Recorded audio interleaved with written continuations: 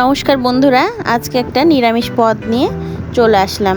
তো আজকে আমি একটা সর্ষে পোস্ত দিয়ে নিরামিষ একটা চচ্চড়ি রেসিপি করে দেখাবো। তো এই যে এখানে প্রথমে কড়াইটা বসিয়ে দিয়েছি। কড়াইটা গরম হয়ে গেলে এখানে পরিমাণ মতো সয়াবিন তেল দিয়েছি। তো এই রান্নাটা আসলে সরিষার তেল দিয়ে করলেও হবে। তো আমি প্রথমে এখানে দিয়ে দিয়েছি সয়াবিন তেল। আর এই যে কেটে রেখেছি ঝিঙে, আলু, কেটে রেখেছি পটল, আর এই যে কাঁঠালের বীজ অল্প কিছুটা দিয়েছি। আর সাথে এখানে যদি ডাঁটা অ্যাড করেন তাহলে আরও ভালো লাগবে। তো আমি এখানে আজকে এটা ডাঁটা অ্যাড করিনি, কারণ আমাদের কেউই খায় না ডাঁটা।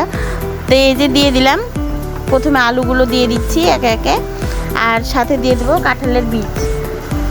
তো এগুলো দিয়ে হলুদ লবণ দিয়ে আমি একটু ভেজে নেব। আজকে ছিল শনিবার, তো শনিবারে আমাদের নিরামিষ খাওয়া হয়। তো নিরামিষ যেগুলো রেসিপি হয় অনেক ভালো লাগে। আর এই রান্নাটাতে যদি মাছ দিয়ে করতে চান তো এখানে ছোট মাছ ভেজে রেখে দিলেই হবে। ভেজে তারপরে এটা এই চচ্চড়িতে দিয়ে দিলে বেশ ভালোই লাগে। আর এইভাবে নিরামিষ করেও খেয়ে দেখতে পারেন। সব দিন তো আর আমাদের আমিষ খাওয়া চলে না, তো সেই জন্য এটা নিরামিষভাবে আমি আজকে করে দেখাচ্ছি। তো এই যে কেটে রেখেছিলাম ঝিঙে আর এই যে পটলটা দিয়ে দিলাম। এখন এর মধ্যেও কিছুটা হলুদ আর লবণ দিয়ে দেব। দিয়ে এটা ভালো মতো একটু নেড়ে চেড়ে নিচ্ছি।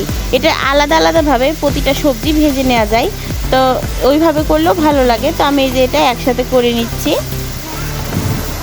এই যে একটু নেড়ে চেড়ে দিলাম। এখন এটা ঢাকা দিয়ে রাখবো কিছু সময়ের জন্য।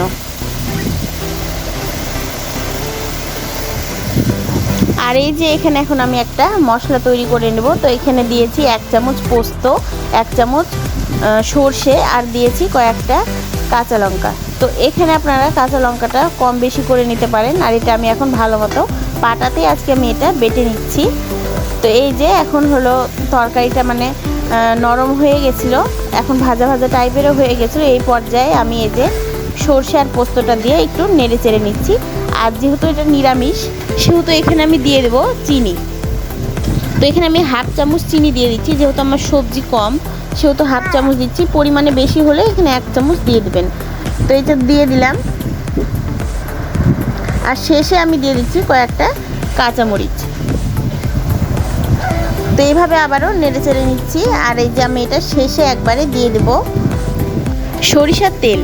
তো একবারে নামানোর শেষ দিয়ে আমি দিয়ে দিব সরিষার তেল। এই যে আমি দিয়ে দিচ্ছি সরিষার তেল। এটা দেখতে পাচ্ছেন কিনা, বোঝা যাচ্ছে কিনা আমি বুঝতে পারছি না। তো আমি তো দিয়েছি। তো যাই হোক, এখন এটা হয়ে গেছে। এটা এখন আমি নামিয়ে নিচ্ছি। আর দেখুন কেমন হয়েছে। সকলকে অসংখ্য ধন্যবাদ এতক্ষণ সাথে থাকার জন্য।